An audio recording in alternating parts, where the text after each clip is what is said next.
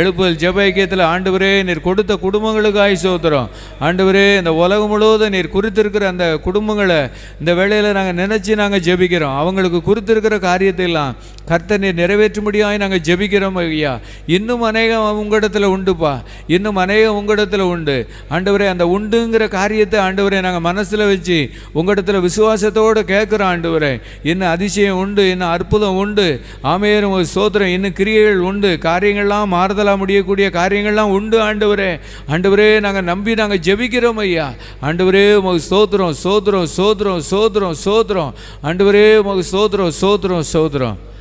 எனக்கு குறித்திருக்கிறதை அவர் நிறைவேற்றுவார். இன்னும் அநேகம் அவரிடத்தில் உண்டுன்னு சொல்லி நம்ம நம்பி ஜெபம் பண்ணியிருக்கிறோம். அந்த நம்பிக்கையை கர்த்தர் கனப்படுத்தி குறித்திருக்கிறத எல்லாவற்றையும் கர்த்தர் நிறைவேற்றுவார். கரங்களை தட்டி கர்த்தரை மகிமைப்படுத்துவோமா? ஆமேன் ஆமேன் ஆமேன். எனக்கு